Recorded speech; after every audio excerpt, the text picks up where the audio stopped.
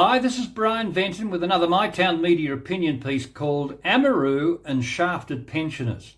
The Amaroo on Mandalay is a 98-unit holiday resort on Magnetic Island, North Queensland, first established back in 1975. Then in 1997, after a series of financial troubles, the complex was strata titled and sold off and is now successfully being managed under a body corporate scheme. Approximately 30 residents have been permanently living in the complex under this arrangement. Now enter 2023 and the Townsville City Council has decided to enforce their zoning interpretation on the complex.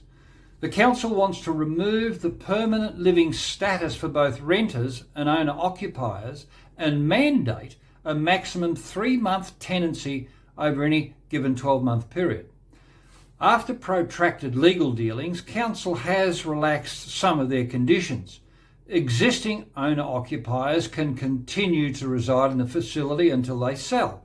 New owners, however, would have to abide by the new terms of usage.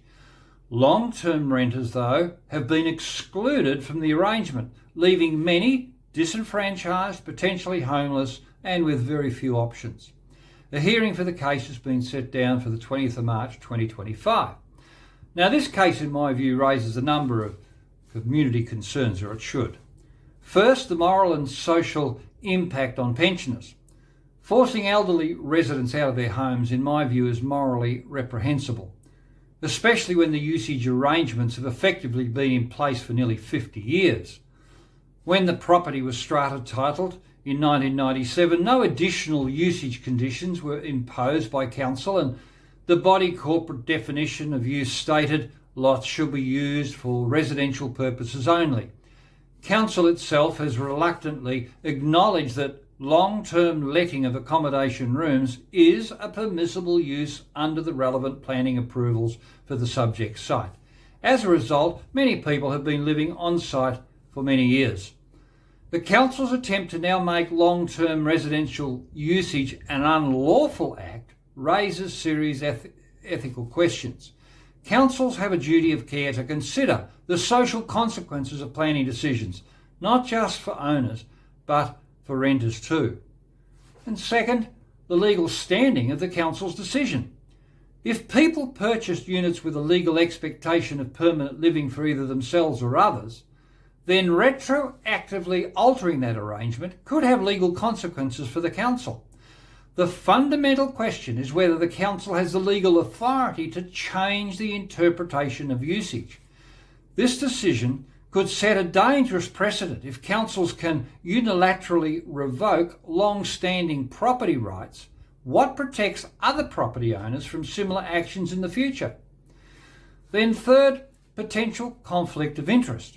I understand that council itself owns 3 parcels of land in the complex, and this raises questions about potential conflicts of interest. Could the council or interested third parties benefit from repurposing the land for other uses? The land in question is considered prime real estate, which may reflect a financial benefit is in play. Is there a long game here? Then fourth, transparency and concealed costs. A recent right to information request of council was made to disclose the cost to ratepayers for expenses incurred by the council to pursue the case.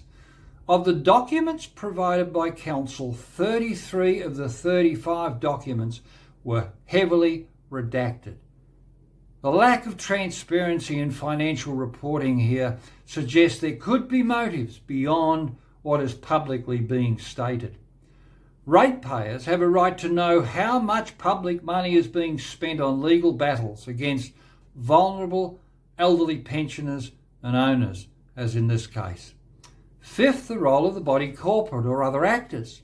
There are questions being asked whether there has been a collusion of sorts to remove residents in favour of a different business model. I understand there was limited public consultation, and it appears the body corporate itself holds a fairly neutral position in the dispute, as do virtually all off-site owners. Now, this raises the question, who is really benefiting from the actions being taken by council? If it's not the body corporate, who is benefiting? Is it a letting agent or a background private developer or an agitator with a motive? In my view, there is no logical reason for the council to be taking this expensive legal course of action unless there is a significant benefit to someone not yet being identified. Then sixth, the cost of justice. I understand there would be a cost of upwards of $70,000 in legal fees to fight the decision. Now that means these elderly pensioners, residents or tenants, including off-site owners, have virtually no chance of meaningful representation without external financial support. Now this is a clear case where wealth determines access to justice. Without some form of legal aid or pro bono legal services, the elderly pensioners and owners will just have to cop justice. I'm advised that the residents do have a reasonable chance of success if they contest the case, but without a benefactor to act on their behalf, their options are very limited. Then seventh, the role of the acting mayor and divisional councillor Anne-Marie Greenie. What is Councillor Greenie's position on the matter? Interestingly, she issued one public statement, I understand, saying the council is not in the business of evicting people. But case documents indicate that the council is wanting to make long-term residency an unlawful act. In fact, owners will be told to terminate all leasing arrangements.